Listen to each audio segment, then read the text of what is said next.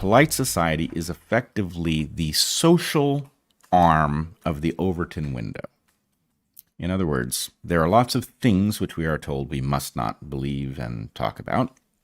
Who does the telling? It's polite society, and polite society also tells us who we must not sit down and talk with.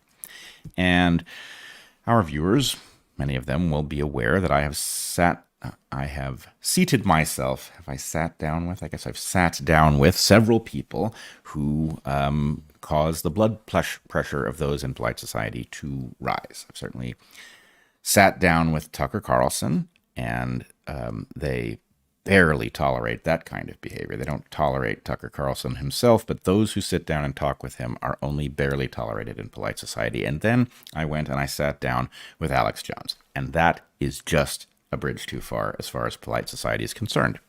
So I received a whole bunch of pushback. So these are some very nice Nazi girls outside of Auschwitz enjoying some blueberries as there's a genocide going in a few miles away.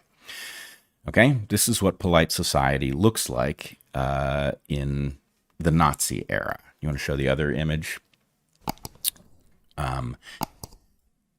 Now, my point is not to compare anybody in our environment with Nazis. My point is to say that polite society is always present, and the fact that polite society has beliefs about what's tolerable, who's tolerable, that it sets those boundaries is something that those who are in polite society, you have to ask yourself, am I in polite society in an era when polite society is tolerating things that it shouldn't tolerate, and therefore should I view polite society with skepticism in this era versus an era in which presumably when things are humming along and moving in a good direction, maybe polite society amplifies that. Maybe it's an amplifier.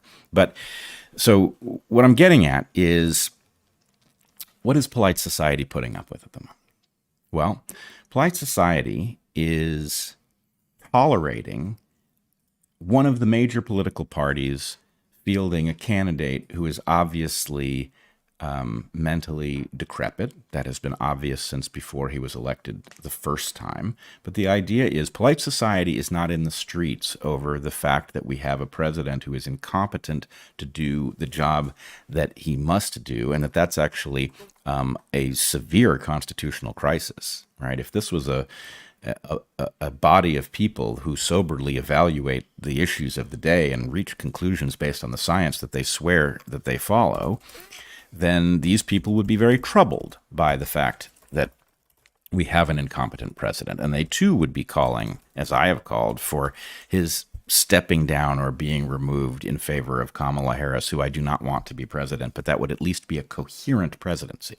It would be somebody that you could call in the middle of the night and say, Madam President, we have evidence that a strike has been launched against us. We have 5 minutes to decide whether to launch a counterstrike. Kamala Harris can at least understand what she's being told. It's not obvious that Joe Biden can. He has no business being president, and polite society is okay with it. In fact, many in polite society will tell you that you have an obligation to vote for the man, which is absurd. And what's more, I mean, the real hallmark of polite society's insanity at this moment is that many in polite society will, in fact, tell you that you're not allowed to contemplate somebody who is not Joe Biden or whoever will replace him, because you will be making it more likely that Donald Trump will attain the office. Now, my point is, you don't get to play that card when your party is claiming that they are going to field an incompetent president for a second term. You've surrendered that argument. I don't think the argument is valid under normal circumstances, but we get to consider whatever we want because your party is creating an emergency. So, all right, that's just for starters. Polite society is comfortable enough with a extra constitutional version of a presidency in which the DNC or whatever it is actually the president, and the real president is just a figurehead who's incompetent to do the job. It's also apparently comfortable with the mutilation of healthy young people as the result of a delusion that is well understood is one that people grow out of. So polite society ought to be in the streets about that. If polite society is a reliable entity for judging who is reasonable enough to talk to and who isn't. Well, in both cases, presumably the polite society part of this will argue, obviously there would be cases when your argument would make sense, but we're not there, right? If the DNC was running a llama, like an actual llama with two L's, Yep. For president, it would be understood that that was a bridge too far. So the argument will be, he's fine. He's totally fine, and he's a great president. And with regard to the barbaric practices having our children being experimented on, we will similarly be told at first, and less so now, but at first, not only is it fine, but it's necessary. It's necessary for their health, otherwise they will kill themselves. And so in both cases, the argument that you are making has to be understood by everyone, and therefore the only response possible is the thing that you see that we are doing is not as bad as you say it is.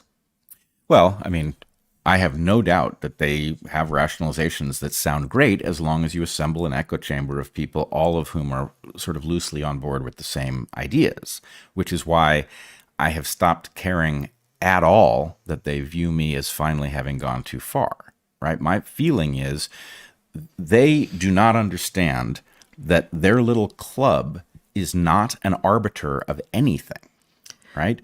So, it is also the case that these people have tolerated and still tolerate the fact of a extremely dangerous medical technology having been mandated on the population, that people who didn't take it were demonized. In fact, Matt Orfala just put up an excellent compilation of places where the idea of the pandemic of the unvaccinated was said by anyone and everyone.